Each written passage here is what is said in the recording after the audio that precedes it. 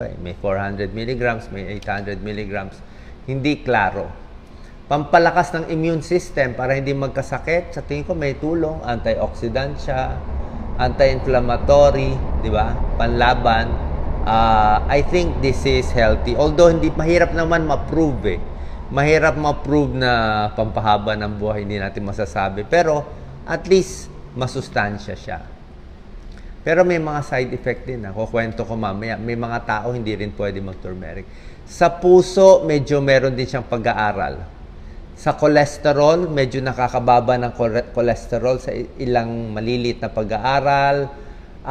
Iniisip nila may tulong sa endothelium. Endothelium, yan ang lining ng mga arteries eh. So, baka mabawasan yung sakit sa puso, bara sa puso. Pinapalabnaw yung dugo, parang may possibility na may parang aspirin-like effect siya na nakakalabnaw ng dugo. So, good yan for the heart, pero bad yan kung ooperahan ka o may bleeding ka. Diba? May help prevent cancer. May ilang pag-aaral din na nakakabawas ng risk ng cancer cells, mas hindi kumakalat. Pero itong pag-aaral niya, hindi talaga maramihang tao. More laboratory. Nasa laboratory ang testing nila. Kaya puro research eh. Ngayon, sinasabay din siya sa chemo. Yung mga nakikimotherapy, may mga side effect, sinasabayan. Parang add-on siya. Pinibigyan ng turmeric or turmeric tea kung mababawasan yung sintomas ng side effect sa cancer or baka makatulong sa cancer. Kahit naman mabawasan lang niya ng konting-konti yung cancer, okay na eh, di ba?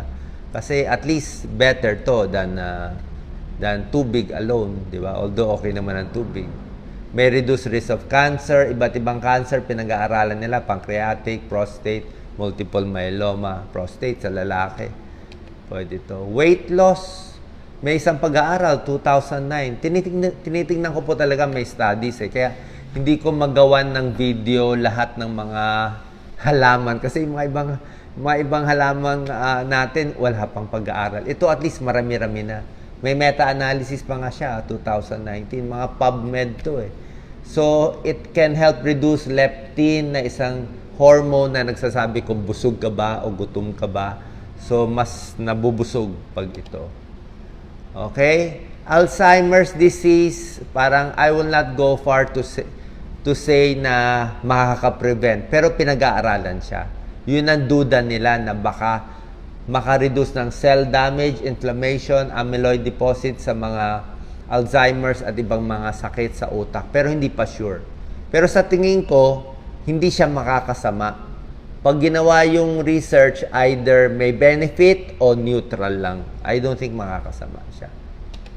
Sa depression, katulad nito, sa depression, may pag-aaral na siya. 60 patients lang nga. Sa 60, kalahati binigyan ng Prozac eh.